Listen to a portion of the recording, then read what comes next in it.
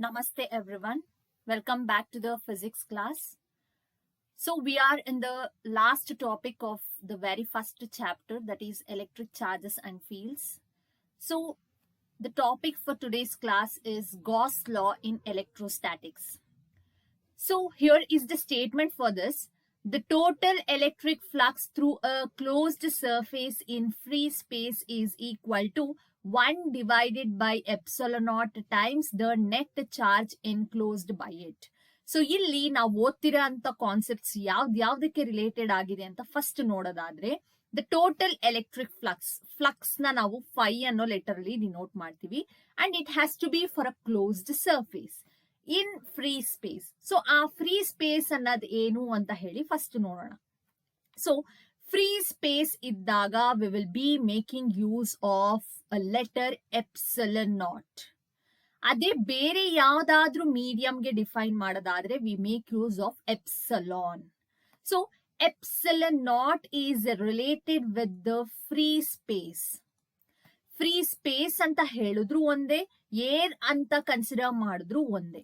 ಆ ಏರ್ ನ ಬಿಟ್ಟು ಬೇರೆ ಯಾವ್ದಾದ್ರೂ ಮೀಡಿಯಂ ನ ನಾವು ಕನ್ಸಿಡರ್ ಮಾಡಿದಾಗ V make use of a letter epsilon.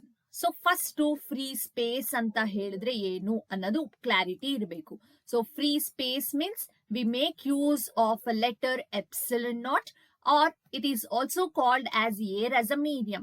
For any other medium we make use of epsilon as the letter.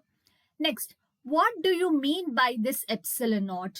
Epsilon naught stands for permittivity. Epsilon ಇರಬಹುದು ಅಥವಾ ಎಪ್ಸಿಲನ್ ನಾಟ್ ಇರಬಹುದು, ಅದನ್ನ ನಾವು ಪರ್ಮಿಟಿವಿಟಿ ಅಂತ ಹೇಳ್ತೀವಿ.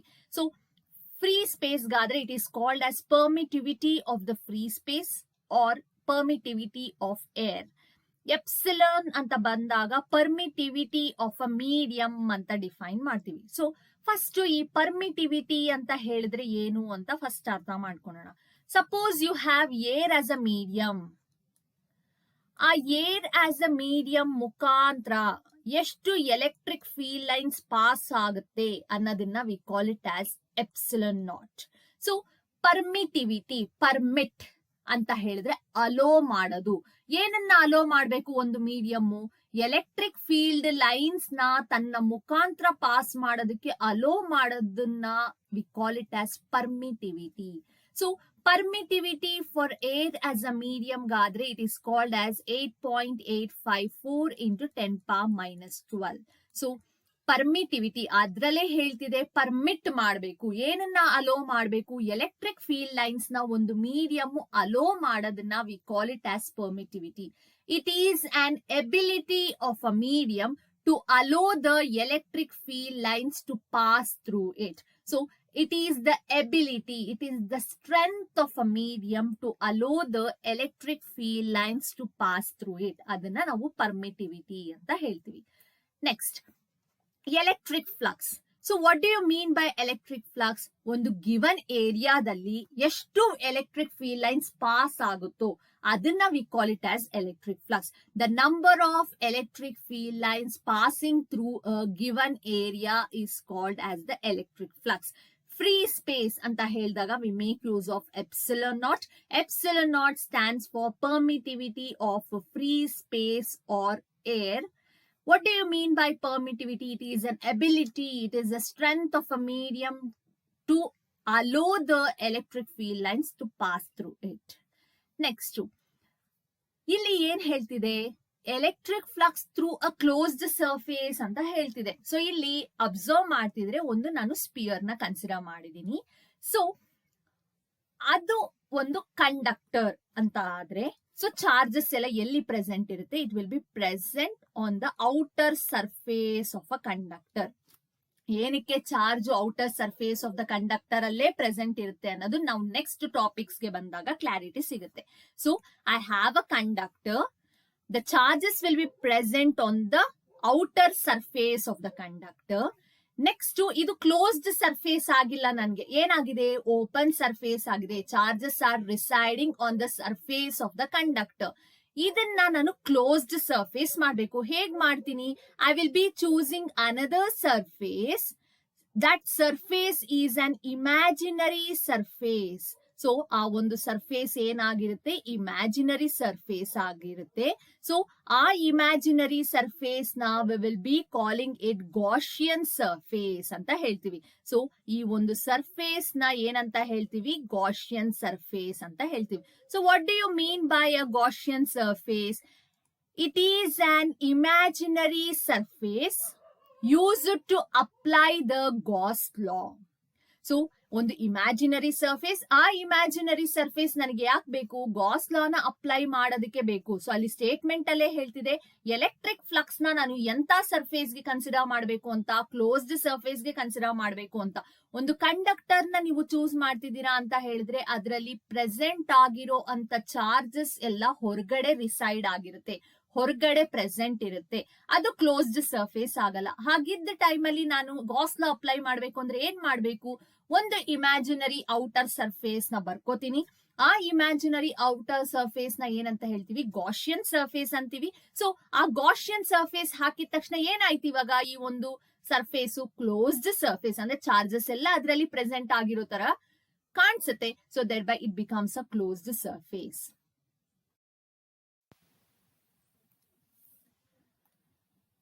So in order to apply the Gauss law, you will be choosing an imaginary surface. So that imaginary surface is called as the Gaussian surface. So ಒಂದು spear ಇದೆ. So spear ಅಲ್ಲಿ present ಆಗಿರೋಂತ charges ಎಲ್ಲ outside reside ಆಗಿದೆ. So I have chosen a Gaussian surface. So this is called as a Gaussian surface. It is an imaginary surface to apply the Gauss law. So ಏನ್ ಹೇಳ್ತಾ ಇದೆ ಅಂತ ನೋಡೋಣ. The total electric flux. So ನಾವು electric flux ಹೇಗೆ define ಮಾಡಿದ್ವಿ ಅಂತ ಹೇಳಿದ್ರೆ, ಆ ಒಂದು ಎಂಟೈರ್ ಏರಿಯಾನ ಸ್ಮಾಲ್ ಏರಿಯಾಸ್ ಆಗಿ ಡಿವೈಡ್ ಮಾಡ್ಕೊಂಡ್ವಿ. ಅದನ್ನ ನಾವು ಏರಿಯಾ ಎಲಿಮೆಂಟ್ ಅಂತ ಹೇಳ್ತೀವಿ. ಆ ಏರಿಯಾ ಎಲಿಮೆಂಟ್ ಗೆ ಒಂದು ಪರ್ಪೆಂಡಿಕ್ಯುಲರ್ ಲೈನ್ ಹಾಕೊಂಡಿದ ತಕ್ಷಣ it was called as area vector. So ನಾವು ಎಂಟೈರ್ ಸರ್ಫೇಸ್ ಗೆ ಎಲೆಕ್ಟ್ರಿಕ್ ಫ್ಲಕ್ಸ್ ನ ಅಪ್ಲೈ ಮಾಡಲ್ಲ. V will B taking the summation of all the smaller surfaces, summation of all the small area elements ನ ತಗೊಂಡು ನಾವು solve ಮಾಡ್ತಾ ಇದ್ದು. ಹಾಗಾಗಿ ನೇಮ್ ಏನಂತ ಇದೆ, the total electric flux. So 5 ಅನ್ನೋ ಲೆಟರ್ ಅಲ್ಲಿ ಬರ್ಕೋತೀನಿ, will be equal to, so the total electric flux through a closed surface. Closed surface ನಾನು ಹೇಗ್ ಮಾಡ್ಕೊಂಡೆ, ಒಂದು ಕಂಡಕ್ಟರ್ ಇದೆ, ಆ ಕಂಡಕ್ಟರ್ ಅಲ್ಲಿ ಇರುವಂತ ಚಾರ್ಜಸ್ ಎಲ್ಲ ಔಟ್ಸೈಡ್ ರಿಸೈಡ್ ಆಯ್ತು. ಅದನ್ನ ನಾನು ಕ್ಲೋಸ್ಡ್ ಹೇಗ್ ಮಾಡ್ಕೊಂಡೆ, ಒಂದು ಇಮ್ಯಾಜಿನರಿ ಗಾಷಿಯನ್ ಸರ್ಫೇಸ್ ನ ಡ್ರಾ ಮಾಡ್ಕೊಂಡೆ. In free space, free space ಅಂದ್ರೆ ಯಾವ ಲೆಟರ್ ನಾನು ಯೂಸ್ ಮಾಡ್ಕೋಬೇಕು, ಎಪ್ಸಿಲಾನ್ ನಾಟ್ ಅನ್ನೋ ಲೆಟರ್ ನೇ ಯೂಸ್ ಮಾಡ್ಕೋಬೇಕು. Is equal to, so the total electric flux through a closed surface in free space is equal to 1 divided by epsilon naught times, so 1 by epsilon naught times the net charge enclosed in it. So net charge ಅನ್ನೋ word ಏನಕ್ಕೆ ಬಂತು ಅಂತ ಹೇಳಿದ್ರೆ, for example inside a conductor you have like +3 charge, -2 coulomb, +5 coulomb. So ಒಂದಕ್ಕೆ positive ಒಂದು negative charges ಇದ್ದಾಗ ಏನ್ ಮಾಡ್ತೀವಿ, ಸೊ ಎಲ್ಲಾನು ನಾವು ಆಡ್ ಆನ್ ಮಾಡ್ತಾ ಹೋಗ್ತೀವಿ. +3 -5 ಎಲ್ಲ ಆಡ್ ಆನ್ ಮಾಡಿ ನನಗೆ ಏನ್ ಆನ್ಸರ್ ಬರುತ್ತೋ that is called as a net charge. So ನಾವು ಚಾರ್ಜ್ ನ ಯಾವ ಲೆಟರ್ ಅಲ್ಲಿ ಡಿನೋಟ್ ಮಾಡ್ತೀವಿ ಅಂದ್ರೆ Q ಅನ್ನೋ ಲೆಟರ್ ಅಲ್ಲಿ ಡಿನೋಟ್ ಮಾಡ್ತೀವಿ. ನೆಕ್ಸ್ಟ್, ಇವಾಗ ಯಾಕಿಂತ ಸ್ಟೇಟ್ಮೆಂಟ್ ಬಂತು, ಏನಿದ್ರ ಅರ್ಥ ಅಂತ ಹೇಳಿ ಓದ್ತಾ ಹೋಗೋಣ. So what do you mean by the electric flux? So electric flux ಅಂತ ಹೇಳಿದ್ರೆ number of electric field lines passing through a given area. So number of electric field lines passing through the given area na we call it as electric flux. So electric flux anta helidre it is closely related with electric field lines. ಎಷ್ಟು number of electric field lines pass ಆಗುತ್ತೋ ಅಷ್ಟು electric flux ಇದೆ ಅಂತ ಅರ್ಥ. More the number of electric field lines passing through the surface, more is the electric flux. Less the number of electric field lines passing through the surface, less is the electric flux. So electric field lines ಯಾವಾಗ ಬರಕ್ ಸಾಧ್ಯ, ಒಂದು charge ಇರಬೇಕು. Charge ಇದ್ದಾಗ ಮಾತ್ರ, suppose for example you have a positive charge, ಅದು electric field lines ನ ಹೊರಗಡೆ ಕೊಡುತ್ತೆ. It will give out the electric field lines. ಅದೇ ಒಂದು ನೆಗೆಟಿವ್ ಚಾರ್ಜ್ ಇದ್ದಾಗ ಏನ್ ಮಾಡುತ್ತೆ, it will receive the electric field lines. So ಒಂದು ನೆಗೆಟಿವ್ ಚಾರ್ಜ್ ಇದೆ ಅಂತ ಹೇಳಿದ್ರೆ it will receive the electric field lines. So first main thing ಏನಿರ್ಬೇಕು, electric field lines ಬರೋದಕ್ಕೆ ಚಾರ್ಜ್ ಇರ್ಲೇಬೇಕು. ಸೊ ಎಲೆಕ್ಟ್ರಿಕ್ ಫ್ಲಕ್ಸ್ ಜಾಸ್ತಿ ಆಗ್ಬೇಕು ಅಂದ್ರೆ ಎಲೆಕ್ಟ್ರಿಕ್ ಫೀಲ್ಡ್ ಲೈನ್ಸ್ ಜಾಸ್ತಿ ಪಾಸ್ ಆಗ್ಬೇಕು. ಎಲೆಕ್ಟ್ರಿಕ್ ಫೀಲ್ಡ್ ಲೈನ್ಸ್ ಜಾಸ್ತಿ ಆ ಏರಿಯಾ ಮುಖಾಂತರ ಪಾಸ್ ಆಗ್ಬೇಕು ಅಂತ ಹೇಳಿದ್ರೆ ಚಾರ್ಜ್ ಇರ್ಲೇಬೇಕು. So the electric flux is directly proportional to charge. So phi is equal to q numerator ಅಲ್ಲಿ ಬಂತು. ಡಿನಾಮಿನೇಟರ್ ಅಲ್ಲಿ ಏನಿದೆ ಇವಾಗ, so it is simply like phi is equal to q by epsilon naught ಅಂತ. So phi is directly proportional to q. ಹೇಗೆ ಬಂತು phi is directly proportional to q? Just because electric flux ಜಾಸ್ತಿ ಇರಬೇಕು ಅಂದ್ರೆ electric field lines ಜಾಸ್ತಿ ಇರಬೇಕು. Electric field lines ಜಾಸ್ತಿ ಇರಬೇಕು ಅಂದ್ರೆ ಅಲ್ಲಿ ಒಂದು ಚಾರ್ಜ್ಡ್ ಪಾರ್ಟಿಕಲ್ ಇರಬೇಕು. It should give out the electric field lines or receive the electric field lines. So thereby the electric flux and the charge is directly proportional. Next concept ಏನು, permittivity, that is epsilon naught. So epsilon naught denominator ಅಲ್ಲಿ ಇದೆ ಅಂದ್ರೆ ಏನ್ ಅರ್ಥ ನೋಡೋಣ. So if you have a conductor, all the charges will reside on the outer surface of the conductor ಅಂತ ಹೇಳಿದೆ. Reason will be given in the next slides. So ಈ ಒಂದು ಪಾಸಿಟಿವ್ ಚಾರ್ಜ್ ನಾನು ಚೂಸ್ ಮಾಡಿರೋದು ಕಂಡಕ್ಟರ್ಗೆ. ಏನ್ ಮಾಡುತ್ತೆ positive charge, electric field lines ನ ಕೊಡುತ್ತೆ. It will give out the electric field lines. So ನಾನು ಚೂಸ್ ಮಾಡ್ತಿರೋ ಅಂತ ಗಾಸ್ ಲಾ ಯಾವ್ದಕ್ಕೆ ಮಾತ್ರ ಅಪ್ಲೈ ಆಗ್ಬೇಕು, ಇಲ್ಲಿರೋದಕ್ಕೆ ಮಾತ್ರ ಅಪ್ಲೈ ಆಗ್ತಿದೆ. ಈ ಸರ್ಫೇಸ್ ಒಳಗಡೆ ಏನಿದೆ ಅದಕ್ಕೆ ಮಾತ್ರ ನಾನು ಎಲೆಕ್ಟ್ರಿಕ್ ಫ್ಲಕ್ಸ್ ನಾನು ಅಪ್ಲೈ ಮಾಡ್ಕೊಂತಾ ಇದ್ದೀನಿ. ಸೊ ಇಲ್ಲಿ ಪ್ರೆಸೆಂಟ್ ಆಗಿರೋ ಅಂತ ಎಲೆಕ್ಟ್ರಿಕ್ ಚಾರ್ಜ್ ಇಂದ ಏನ್ ಬರುತ್ತೆ, ಎಲೆಕ್ಟ್ರಿಕ್ ಫೀಲ್ಡ್ ಲೈನ್ಸ್ ಬರುತ್ತೆ. ಆ ಎಲೆಕ್ಟ್ರಿಕ್ ಫೀಲ್ಡ್ ಲೈನ್ಸ್ ಇಲ್ಲಿ ಉಳ್ಕೊಂಡಿರ ಇನ್ನೆಲ್ಲೋ ಹೊಟ್ಟೋದ್ರೆ what will be the electric flux here, ಕಡಿಮೆ ಆಗ್ತಾ ಹೋಗುತ್ತೆ. So this charge will give the electric field lines. ಆ ಎಲೆಕ್ಟ್ರಿಕ್ ಫೀಲ್ಡ್ ಲೈನ್ಸ್ ಇಲ್ಲಿ ಇರೋದ್ರ ಬದಲಾಗಿ, ಇಲ್ಲಿ ಟ್ರಾವೆಲ್ ಮಾಡೋದ್ರ ಬದಲಾಗಿ ಇನ್ನೆಲ್ಲೋ ಹೋದ್ರೆ, ಇನ್ನೆಲ್ಲೋ ಪರ್ಮಿಟ್ ಆದ್ರೆ, ಇನ್ನೆಲ್ಲೋ ಪಾಸ್ ಆದ್ರೆ ಏನಾಗುತ್ತೆ, the electric flux for this particular area will go on decreasing. So permittivity ಅಂದ್ರೆ ಏನರ್ಥ, ಇಲ್ಲಿರುವಂತ ಎಲೆಕ್ಟ್ರಿಕ್ ಫೀಲ್ಡ್ ಲೈನ್ಸ್ ಇನ್ನೆಲ್ಲೋ ಹೋಗೋದಕ್ಕೆ ಪರ್ಮಿಟ್ ಮಾಡಿದ್ರೆ, ಪರ್ಮಿಟ್ ಆಗ್ತಾ ಹೋದ್ರೆ ಅಥವಾ ಅಲೋ ಮಾಡಿದ್ರೆ ಎಲೆಕ್ಟ್ರಿಕ್ ಫೀಲ್ಡ್ ಲೈನ್ಸ್ ನ, ಅವಾಗ ಎಲೆಕ್ಟ್ರಿಕ್ ಫ್ಲಕ್ಸ್ ಈ ಏರಿಯಾಗೆ ಏನಾಗುತ್ತೆ, ಕಡಿಮೆ ಆಗ್ತಾ ಹೋಗುತ್ತೆ. So the electric flux is inversely proportional to the permittivity. If the medium allows the electric field lines to pass through it, the electric flux goes on decreasing. ಯಾವ್ದಾದ್ರೂ ಒಂದು medium electric flux ನ pass ಮಾಡ್ಕೊಂಡು, electric field lines ನ pass ಮಾಡ್ಕೊಳೋದಕ್ಕೆ ಬಿಡ್ತಾ ಹೋದ್ರೆ flux ಏನಾಗ್ತಾ ಹೋಗುತ್ತೆ, ಕಡಿಮೆ ಆಗ್ತಾ ಹೋಗುತ್ತೆ. ಯಾಕೆಂದ್ರೆ ನಾನು ಚೂಸ್ ಮಾಡಿರೋಂತ ಎಲೆಕ್ಟ್ರಿಕ್ ಫ್ಲಕ್ಸ್ ಈ ಏರಿಯಾಗೆ ಮಾತ್ರ ಸಂಬಂಧಪಟ್ಟಿರೋದು. ಸೊ ಇಲ್ಲಿ ಪ್ರೆಸೆಂಟ್ ಆಗಿರೋ ಬದಲು ಎಲೆಕ್ಟ್ರಿಕ್ ಫೀಲ್ಡ್ ಲೈನ್ಸ್ ಇನ್ನೆಲ್ಲೋ ಹೋದ್ರೆ, so what will happen is the electric flux goes on decreases. So the total electric flux through a closed surface in free space is equal to 1 by epsilon naught times the net charge enclosed in it.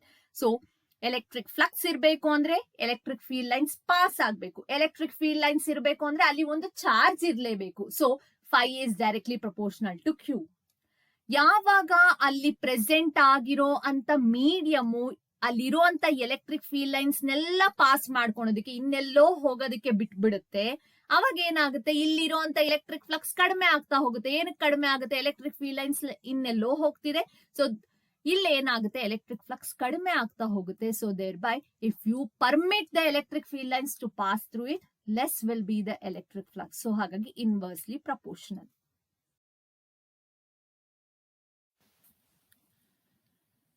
So there are two such derivations in which we are going to apply the Gauss law and we will be finding the electric field. So the very first one is electric field due to an infinitely long straight uniform charged wire by using Gauss law. So Gauss law na use ಮಾಡ್ಕೊಂಡು ಎಂತದು shape of a body ಅಂತ ಹೇಳಿದ್ರೆ will be considering a uniformly charged wire ನ consider ಮಾಡ್ತೀವಿ. ಆ ವೈರ್ಗೆ infinite length ಇದೆ. So ಈ ಒಂದು ಚಾರ್ಜ್ಡ್ ವೈರ್ಗೆ we will be applying the Gauss law. So if at all you're observing this, I have taken a infinitely long straight wire and it has been charged. So ಎಂತ charge ನ consider ಮಾಡ್ತಿದ್ದೀನಿ ಅಂದ್ರೆ positive charge ನ consider ಮಾಡ್ತಿದ್ದೀನಿ. For this we are going to apply the Gauss law. So if at all you're observing this, so ಒಂದು wire ನ consider ಮಾಡ್ತಿದೀವಿ. ವೈರ್ಗೆ ನಾವು ಗಾಸ್ ಲಾ ನ ಅಪ್ಲೈ ಮಾಡಿ ಎಲೆಕ್ಟ್ರಿಕ್ ಫೀಲ್ಡ್ ನ ಫೈಂಡ್ ಔಟ್ ಮಾಡ್ತೀವಿ. So before that we know there are 3 charge distributions. Continuous charge distribution ಅಲ್ಲಿ 3 charge distributions ನ ಓದಿದೀವಿ. So the very first one was represented as lambda, second one sigma, third one rho. So lambda ಅಂತ ಹೇಳಿದ್ರೆ it is applicable for a length of a body that is called as linear charge density. Length ಗೆ ಮಾತ್ರ ನಾವು apply ಮಾಡ್ತೀವಿ. Next, second one, sigma, is called as the surface charge density. We will be applying this surface charge density for an area. The third one is represented as rho, which is called as volume charge density, and this is applicable for the volume of a body. So ಯಾವಾಗ ನಾನು wire ಅಂತ choose ಮಾಡಿದೆ, wire ಅಂತ choose ಮಾಡಿದಾಗ I will be applying the charge density only for the one dimension. Length ಗೆ ಮಾತ್ರ ನಾನು apply ಮಾಡೋದ್ರಿಂದ so I will be choosing the lambda, linear charge density. ಅಂದ್ರೆ ನನಗೆ ಈ ಡಿರೈವೇಶನ್ ಮಾಡಿದಾಗ ಎಂಡ್ ರಿಸಲ್ಟ್ ಯಾವ ತರ ಬರಬೇಕು ಅಂದ್ರೆ we are finding the electric field. ಆ ಎಲೆಕ್ಟ್ರಿಕ್ ಫೀಲ್ಡ್ ಯಾವ್ದಕ್ಕೆ ಸಂಬಂಧಪಟ್ಟಿರೋದು? ವೈರ್ಗೆ ಸಂಬಂಧಪಟ್ಟಿರೋದು. ವೈರ್ಗೆ ಸಂಬಂಧಪಟ್ಟಿರೋದಾಗಿರೋದ್ರಿಂದ I should be getting the linear charge density. So linear charge density ಅಂದ್ರೆ ಲ್ಯಾಂಬ್ಡಾ ಅನ್ನೋ ಲೆಟರ್ ಅಥವಾ ಟರ್ಮ್ ನನಗೆ ಈಕ್ವೇಶನ್ ಅಲ್ಲಿ ಬರಬೇಕು. ಸೊ ಆ ರೀತಿ ನಾವು ಸಾಲ್ವ್ ಮಾಡ್ಕೋಬೇಕು. So in order to apply the Gauss law ನನಗೆ ಒಂದು ಗಾಷಿಯನ್ ಸರ್ಫೇಸ್ ನ ಚೂಸ್ ಮಾಡಬೇಕು ಅಂತ ಹೇಳಿದೆ. ಏನಕ್ಕೆ ಗಾಷಿಯನ್ ಸರ್ಫೇಸು? ಕ್ಲೋಸ್ಡ್ ಸರ್ಫೇಸ್ ಮಾಡ್ಕೋಬೇಕು. ಸೊ ಹಾಗಾಗಿ ಒಂದು ಗಾಷಿಯನ್ ಸರ್ಫೇಸ್ ನ ಚೂಸ್ ಮಾಡಬೇಕು. ಸೊ ಆ ಇನ್ಫೈನೈಟ್ಲಿ ಚಾರ್ಜ್ಡ್ ವೈರ್ಗೆ ಒಂದು ಗಾಷಿಯನ್ ಸರ್ಫೇಸ್ ಚೂಸ್ ಮಾಡಿದೀನಿ. ಆ ಗಾಷಿಯನ್ ಸರ್ಫೇಸು ಎಂತ ಶೇಪ್ ಅಲ್ಲಿ ಇದೆ? ಸಿಲಿಂಡ್ರಿಕಲ್ ಶೇಪ್ ಅಲ್ಲಿ ಇದೆ. So this is the Gaussian surface. Next step, electric field lines ನ ಡೈರೆಕ್ಷನ್ ನ ಡಿನೋಟ್ ಮಾಡ್ತಾ ಹೋಗೋಣ. So since this is a positive charge, what will the positive charge do? It will give out the electric field lines. So electric field lines na horgade kodutte. So ee tara it will give out the electric field lines both in the upward direction hage downward direction alli electric field lines na horgade kodutte. The cylinder is having a length L and it is having a radius R. So this is the electric field direction. ನಾನಿಲ್ಲಿ 3 parts ಆಗಿ divide ಮಾಡ್ಕೊಂತೀನಿ ಈ entire diagram ನ. Electric flux ನ ನಾನು 3 parts ಅಲ್ಲಿ ಅಥವಾ 3 phases ಅಲ್ಲಿ calculate ಮಾಡ್ತೀನಿ. ಸೊ ಇಲ್ಲಿ ಪ್ರೆಸೆಂಟ್ ಆಗಿರೋ ಅಂತ ಫೇಸ್ಗೆ φ1 ಅಂತ ಬರ್ಕೋತೀನಿ. ಅಗೈನ್ ಈ ಒಂದು ಸರ್ಫೇಸ್ಗೆ ಲೀನಿಯರ್ ಸರ್ಫೇಸ್ ಏನಿದೆ ಆ ಸರ್ಫೇಸ್ಗೆ φ2 ಅಂತ ಬರ್ಕೋತೀನಿ. ನೆಕ್ಸ್ಟ್ ಇಲ್ಲಿ ಪ್ರೆಸೆಂಟ್ ಆಗಿರೋ ಅಂತ ಸರ್ಫೇಸ್ಗೆ φ3. So I am going to divide the electric fluxes as φ1 for the first phase. So idina phase 1 anta tagotini, this as the phase 2 and this as the phase 3. So ee phase 2 ge barodinna φ2 anta barkotini, phase 3 ge barodinna φ3 anta barkotini. Next step, ನಾವಿಲ್ಲಿ ಏನನ್ನ draw ಮಾಡ್ತಾ ಹೋಗ್ತೀವಿ ಅಂದ್ರೆ area vector ನ ನಾವು draw ಮಾಡ್ತಾ ಹೋಗ್ತೀವಿ. So ಹೇಗೆ ಡ್ರಾ ಮಾಡಬೇಕು ಏರಿಯಾ ವೆಕ್ಟಾರ್ ನ ಅಂದ್ರೆ ಆ ಸರ್ಫೇಸ್ ಹೇಗಿದೆ ಅದಕ್ಕೆ ಒಂದು ಪರ್ಪೆಂಡಿಕ್ಯುಲರ್ ಲೈನ್ ಹಾಕೊಂಡಾಗ ಬರೋ ಅಂತದನ್ನ we call it as a area vector. So first ಫೇಸ್ಗೆ ಸೊ ಈ ತರ ಇದೆ face. So I am going to draw a perpendicular for this. So this is called as a area vector. Next second ಫೇಸ್ಗೆ ಬಂದಾಗ so this is the area vector for the first face. ನಾನು ಅದನ್ನ delta S ಅಂತ ಬರ್ಕೋತೀನಿ. So next second face ಯಾವ ತರ ಇದೆ, either in the upward direction R in the downward direction, ಹೇಗಾದ್ರೂ ತಗೋಬಹುದು. ಇದು ಸರ್ಫೇಸ್. ನನಗೆ ಈ ಸರ್ಫೇಸ್ ಗೆ ಒಂದು ಪರ್ಪೆಂಡಿಕ್ಯುಲರ್ ಲೈನ್ ಹಾಕೊಂಡಾಗ ಬರೋದನ್ನ we call it as a area vector. So ಈ ಒಂದು ಸರ್ಫೇಸ್ ಗೆ I am going to draw a perpendicular, this is called as a area vector. So ಅದನ್ನ ಅಗೈನ್ ನಾನು ಡೆಲ್ಟಾ ಎಸ್ ಅಂತ ಬರ್ಕೋತೀನಿ. ಸೊ ಏರಿಯಾ ಸರ್ಫೇಸ್ ಹೇಗೆ ಸಿಗುತ್ತೆ, ಆ ಸರ್ಫೇಸ್ ಗೆ ಒಂದು ಪರ್ಪೆಂಡಿಕ್ಯುಲರ್ ಲೈನ್ ಹಾಕೊಂಡಿದ ತಕ್ಷಣ ಬರೋದನ್ನ we call it as a area vector. Third face ಗೆ ಹೋಗೋಣ. So this is the face 3. ಈ ಫೇಸ್ ಗೆ ನಾವು ಪರ್ಪೆಂಡಿಕ್ಯುಲರ್ ಲೈನ್ ಹಾಕೊಂಡಿದ ತಕ್ಷಣ ಬರೋ ಅಂತದನ್ನ we call it as a area vector. So this is the surface. I am going to draw the area vector like this. So this will be the delta S. 3 ಫೇಸಸ್ಗೂ ನಾವು delta S ನ draw ಮಾಡ್ಕೊಂಡಿದ್ದಾಯ್ತು. So ಯಾವುದೇ surface ಕೊಟ್ಟಿರ್ಲಿ, ಆ ಸರ್ಫೇಸ್ಗೆ ನೀವು perpendicular line ಹಾಕೊಂಡಿದ ತಕ್ಷಣ ಬರೋದನ್ನ we call it as a area vector. So next step, ನಾವು ಫಸ್ಟ್ ಫ್ಲಕ್ಸ್ ನ ಫೈಂಡ್ ಔಟ್ ಮಾಡ್ತಾ ಹೋಗೋಣ. So flux is the product of 2 things. So ಇಲ್ಲಿ ಟೋಟಲ್ ಫ್ಲಕ್ಸ್ ನಾನು ಏನಂತ ಬರ್ಕೋಬಹುದು, φ1 it is because of the face 1 plus φ2 it is because of the phase 2 plus φ3 that is because of the phase 3. Next, flux anta ಹೇಳಿದ ತಕ್ಷಣ it is product of 2 things. So electric flux is equal to E, that is electric field, delta S ಅಂತ ಹೇಳಿದ್ರೆ area delta S ಅಂತನಾದ್ರೂ ಬರ್ಕೋಬಹುದು, A ಅಂತನಾದ್ರೂ ಬರ್ಕೋಬಹುದು, ಹಾಗೆ multiplied with cos theta. So first face ಗೆ ಬರ್ಕೊಳ್ಳೋಣ. ಸೊ ಫಸ್ಟ್ ಫೇಸ್ ಅಂತ ಹೇಳಿದ ತಕ್ಷಣ E, so I am going to denote it as delta S1, delta S2, delta S3 ಅಂತ ತಗೋತೀನಿ. E dot delta S1 cos theta plus E dot delta S2 cos theta plus E dot delta S3 cos theta. phi is equal to, so ಇವಾಗ ಕಾಸ್ ಏನ್ ಬರುತ್ತೆ 3 ಫೇಸಸ್ಗೂ ಅಂತ ಹೇಳಿ find out ಮಾಡೋಣ. First ಫೇಸ್ಗೆ ಬಂದೆ. First ಫೇಸ್ಗೆ ಬಂದಾಗ ಏರಿಯಾ ವೆಕ್ಟಾರ್ ಈ ತರ ಇದೆ, ಹಾರಿಜಾಂಟಲ್ ಡೈರೆಕ್ಷನ್ ಅಲ್ಲಿ ಇದೆ ಏರಿಯಾ ವೆಕ್ಟಾರ್. ಎಲೆಕ್ಟ್ರಿಕ್ ಫೀಲ್ಡ್ ಯಾವ ಡೈರೆಕ್ಷನ್ ಅಲ್ಲಿ ಇದೆ ನೋಡಿ, ವರ್ಟಿಕಲ್ ಡೈರೆಕ್ಷನ್ ಅಲ್ಲಿ ಇದೆ. So delta S is S1 is in the horizontal direction, E is in the vertical direction, ಅಂದ್ರೆ ಆಂಗಲ್ ಕ್ರಿಯೇಟ್ ಆಗೋದೆಷ್ಟು 90 ಡಿಗ್ರಿ ಕ್ರಿಯೇಟ್ ಆಗುತ್ತೆ. ಸೊ ಕಾಸ್ ಆಫ್ 90 ಏನಾಗ್ಬಿಡುತ್ತೆ 0 ಆಗುತ್ತೆ. ಸೊ ಫಸ್ಟ್ ಫೇಸ್ ಗೆ ಫ್ಲಕ್ಸ್ ಬರೋದೇ ಇಲ್ಲ. Why? Because cos of 90 angle form ಆಯ್ತು. So ನೀಟಾಗಿ ಅರ್ಥ ಮಾಡ್ಕೊಳ್ಳಿ, delta S is in the horizontal direction. Electric field ನಾನು ಬ್ಲೂ ಲೈನ್ ಅಲ್ಲಿ ರೆಪ್ರೆಸೆಂಟ್ ಮಾಡಿದೀನಿ, it is in the vertical direction. So the angle made here is 90 degree. So 90 degree ಆಗಿರೋದ್ರಿಂದ ಕಾಸ್ 90 plus second face ಗೆ ಹೋಗೋಣ. Second face ಗೆ ಹೋದಾಗ delta S2 vertical direction ಅಲ್ಲಿ ಇದೆ, ಈ ಕೂಡ ವರ್ಟಿಕಲ್ ಡೈರೆಕ್ಷನ್ ಅಲ್ಲಿ ಇದೆ. ಸೊ ಎರಡೂ ಸೇಮ್ ಡೈರೆಕ್ಷನ್ ಅಲ್ಲಿ ಇದ್ದಾಗ ನಾವು ಆಂಗಲ್ ಎಷ್ಟು ಹಾಕೋತೀವಿ ಅಂತ ಹೇಳಿದ್ರೆ 0 ಡಿಗ್ರಿ ಹಾಕೋತೀವಿ.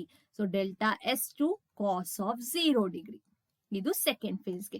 ಸೆಕೆಂಡ್ ಫೇಸ್ ಅಲ್ಲಿ delta S2 is in the vertical direction, ಹಾಗೆ ಈ ಕೂಡ ವರ್ಟಿಕಲ್ ಡೈರೆಕ್ಷನ್ ಇದೆ. So thereby the angle made here is 0 degree. So cos of 0. Third ಫೇಸ್ಗೆ ಬರೋಣ. ಥರ್ಡ್ ಫೇಸ್ಗೆ ಬಂದಾಗ so delta S3 is in the horizontal direction and E is in the vertical direction. So again angle ಇಲ್ಲೆಷ್ಟು create ಆಗುತ್ತೆ ಅಂದ್ರೆ 90 degree create ಆಗುತ್ತೆ. So 90 degree create ಆದಾಗ so we will be writing it as E delta S3 cos of 90. So ಎಲ್ಲಿ cos 90 ಬರುತ್ತೋ ಅಲ್ಲೆಲ್ಲ factors ಏನಾಗ್ಬಿಡುತ್ತೆ 0 ಆಗ್ಬಿಡುತ್ತೆ. Why? Because cos of 90 is 0. So first term ಎಲ್ಲ 0 ಆಗುತ್ತೆ, ಹಾಗೆ ಸೆಕೆಂಡ್ ಟರ್ಮ್ ಎಲ್ಲ 0 ಆಗುತ್ತೆ. So we will be left with phi is equal to E delta S2 cos of 0. So phi is equal to E delta S2 ಅಂತ ಮಾತ್ರ ಬರ್ಕೋತೀನಿ. Why? Because cos 0 is equal to 1.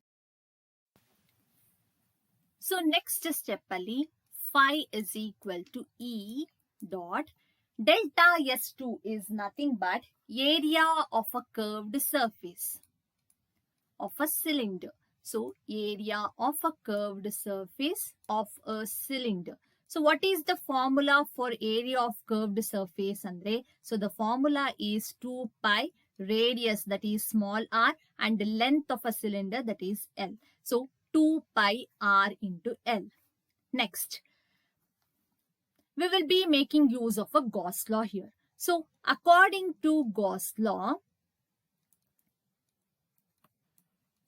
so what does the Gauss law states? So the total electric flux na nan phi anno letter li denote martini, which is equal to 1 by epsilon naught times the total charge. So 1 divided by epsilon naught into Q. So naan ee ಒಂದು equation andre the very first beginning equation na equation 1 anta tagotini. So ivaga bandiruanta equation na equation 2. So if you observe the LHS part of both the equation, it is one and the same. So yen martivi, we will be equating the RHS part. So equating equations 1 and 2. So RHS part na equate ಮಾಡ್ಕೊಂತ ಹೋದ್ರೆ E into 2 pi RL is equal to RHS part of the second equation is Q by epsilon naught. So E is equal to Q by epsilon naught. ಹಾಗೆ ಈ 2 pi RL ಎಲ್ಲಿಗೆ ಹೋಗುತ್ತೆ ಅಂದ್ರೆ ಡಿನಾಮಿನೇಟರ್ಗೆ ಹೋಗುತ್ತೆ 2 pi RL. So ನಾನು previously ಹೇಳಿದ್ದೆ ನನಗೆ ಬರೋ ಅಂತ ಆನ್ಸರು ಲೀನಿಯರ್ ಚಾರ್ಜ್ ಡೆನ್ಸಿಟಿಗೆ ಒಂದು ಟರ್ಮ್ ಬರಬೇಕು ನನ್ನ ಈಕ್ವೇಶನ್ ಅಲ್ಲಿ ಅಂತ. Why? Because we are applying only for a single dimension ಆಗಿರೋದ್ರಿಂದ ಲೀನಿಯರ್ ಚಾರ್ಜ್ ಡೆನ್ಸಿಟಿ ಬರಬೇಕು. So what do you mean by linear charge density? Charge divided by length is called as the linear charge density. So ಇಲ್ಲಿ present ಆಗಿರುವಂತ Q by L place ಅಲ್ಲಿ ನಾನು ಏನಂತ ಬರ್ಕೋಬಹುದು? Lambda ಅಂತ ಬರ್ಕೋಬಹುದು. So E is equal to lambda divided by 2 pi r epsilon naught is the required term to calculate the electric field of a infinitely charged wire. So E is equal to lambda divided by 2 pi r epsilon naught. So here is the next derivation. So we will be making use of the Gauss law to apply the electric field for an infinite charged plane sheet. Plane sheet ge ನಾವು apply ಮಾಡ್ತಾ ಹೋಗ್ತೀವಿ electric field na. ಒಂದು plane infinite sheet ನ consider ಮಾಡಿದೀನಿ and it has been uniformly charged. Again ನಾವಿಲ್ಲಿ Gauss ಲಾ apply ಮಾಡಬೇಕು ಅಂದ್ರೆ ಒಂದು ಗಾಷಿಯನ್ ಸರ್ಫೇಸ್, ಕ್ಲೋಸ್ಡ್ ಸರ್ಫೇಸ್ ನ ಚೂಸ್ ಮಾಡಬೇಕು. It is of cylindrical in shape.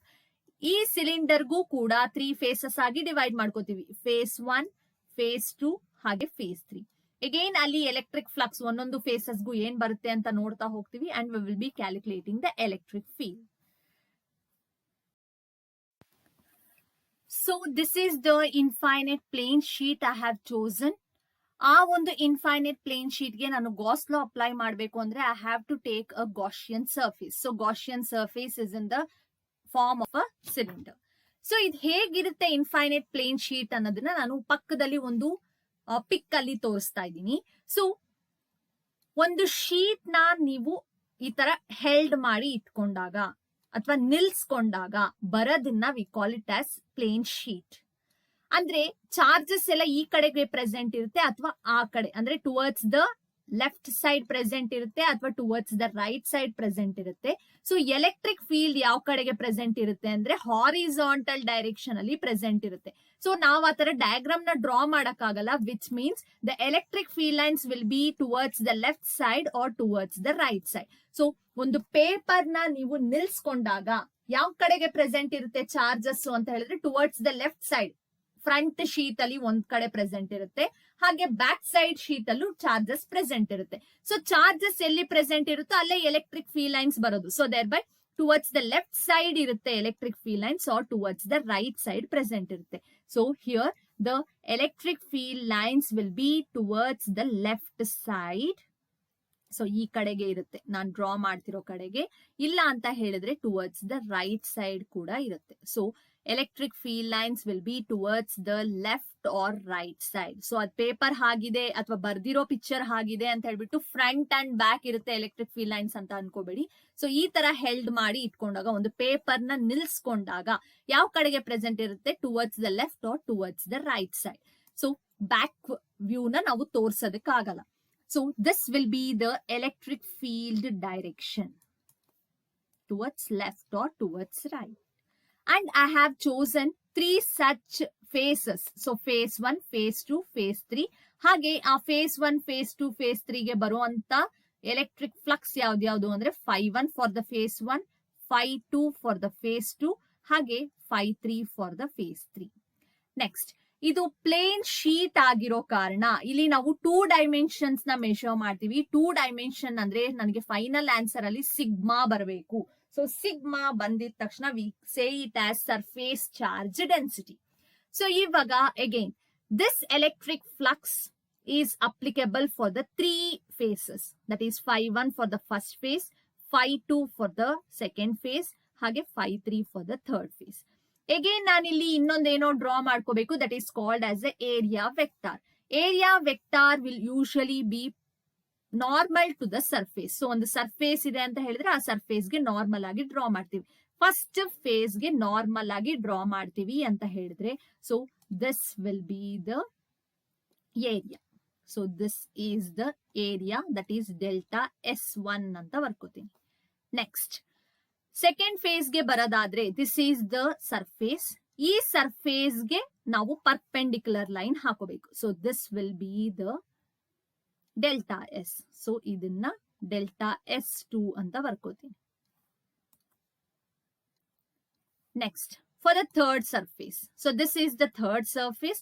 ಈ ಸರ್ಫೇಸ್ ಗೆ ಒಂದು ಪರ್ಪೆಂಡಿಕ್ಯುಲರ್ ಲೈನ್ ಹಾಕೋಬೇಕು. So this is the perpendicular line drawn to the third surface, and this is delta S3. So next step. So phi is equal to first surface ge bandiro antaddu E dot delta S1 cos theta plus second surface ge E delta S2 cos theta. Why? Because the electric flux is the product of E and area. Next, third surface ge E delta S3 cos theta. First surface ge barana E delta S1 cos theta barbeku. So electric field kuda horizontal direction alli ide, area kuda horizontal direction alli ide. So horizontal iddaga cos 0 agutte. Cos 0 value is 1. So E delta S1 barutte. Plus second surface ಗೆ ಬರೋಣ. So area vector vertical direction ಅಲ್ಲಿ ಇದೆ, delta S2. ಹಾಗೆ electric field horizontal direction ಅಲ್ಲಿ ಇದೆ. So horizontal vertical ಅಂತ ಹೇಳಿದಾಗ ಬರೋ ಅಂತ angle 90 degree. So cos of 90 0 ಆಗುತ್ತೆ. ಸೊ ಸೆಕೆಂಡ್ ಟರ್ಮ್ ಫುಲ್ಲು 0 ಆಗ್ಬಿಡುತ್ತೆ. ಅಗೈನ್ ಥರ್ಡ್ ಫೇಸ್ ಗೆ ಹೋಗೋಣ. ಸೊ ಥರ್ಡ್ ಫೇಸ್ ಗೆ ಹೋದಾಗ ಎಲೆಕ್ಟ್ರಿಕ್ ಫೀಲ್ಡ್ ಹಾರಿಜಾಂಟಲ್ ಡೈರೆಕ್ಷನ್ ಅಲ್ಲಿ ಇದೆ, ಹಾಗೆ ಏರಿಯಾ ವೆಕ್ಟಾರ್ ಕೂಡ ಹಾರಿಜಾಂಟಲ್ ಡೈರೆಕ್ಷನ್ ಅಲ್ಲಿ ಇದೆ. ಸೊ ಹಾರಿಜಾಂಟಲ್ ಅಂತ ಹೇಳಿದ ತಕ್ಷಣ ಎರಡು ಸೇಮ್ ಡೈರೆಕ್ಷನ್ ಅಂತ ಹೇಳಿದ ತಕ್ಷಣ ಕಾಸ್ ಆಫ್ 0 ಬರುತ್ತೆ. ಕಾಸ್ ಆಫ್ 0 ವ್ಯಾಲ್ಯೂ ಇಸ್ 1. ಸೊ ಈ ಡೆಲ್ಟಾ S3 ಬರುತ್ತೆ. ನೆಕ್ಸ್ಟ್, ಸೊ ಫೇಸ್ 1 ಗೆ ಎಷ್ಟು ಏರಿಯಾ ಇದೆಯೋ ಫೇಸ್ 2 ಗೂ ಅಷ್ಟೇ ಏರಿಯಾ ಇದೆ. So both will be having the same area. So same area ಆಗಿರೋ ಕಾರಣ delta S1 is equal to delta S3. They will be having the same area. So phi is equal to, so delta S3 place ಅಲ್ಲಿ ನಾನು delta S1 ಅಂತಾನೆ replace ಮಾಡ್ಕೋತೀನಿ. So ಏನಾಗುತ್ತೆ, ಈ delta S1 plus ಈ delta S1. So it will B 2 into ಈ delta S1 ಆಗುತ್ತೆ. So phi is equal to 2e delta S1. Either ನೀವು ಡೆಲ್ಟಾ S1 ಪ್ಲೇಸ್ ಅಲ್ಲಿ ಡೆಲ್ಟಾ S3 ನಾದ್ರೂ ಸಬ್ಸ್ಟಿಟ್ಯೂಟ್ ಮಾಡಿ, ಇಲ್ಲ ಅಂತ ಹೇಳಿದ್ರೆ ಡೆಲ್ಟಾ S3 ಪ್ಲೇಸ್ ಅಲ್ಲಿ ಡೆಲ್ಟಾ S1 ಅಂತನಾದ್ರೂ ಸಬ್ಸ್ಟಿಟ್ಯೂಟ್ ಮಾಡಿ. Why? Because the face 1 and face 3 are having the same area. Next ಅದನ್ನ ನಾನು ಈಕ್ವೇಶನ್ 1 ಅಂತ ತಗೊಂಡಿದ್ದೀನಿ using Gauss law. So Gauss law ಪ್ರಕಾರ phi is equal to q divided by epsilon naught. So this as equation 2. So The LHS part of the equation 1 and equation 2 are same. So I'm going to equate the equation 1 and 2 RHS part. So RHS part na ನಾನು equate ಮಾಡ್ಕೋತಾ ಹೋಗ್ತೀನಿ.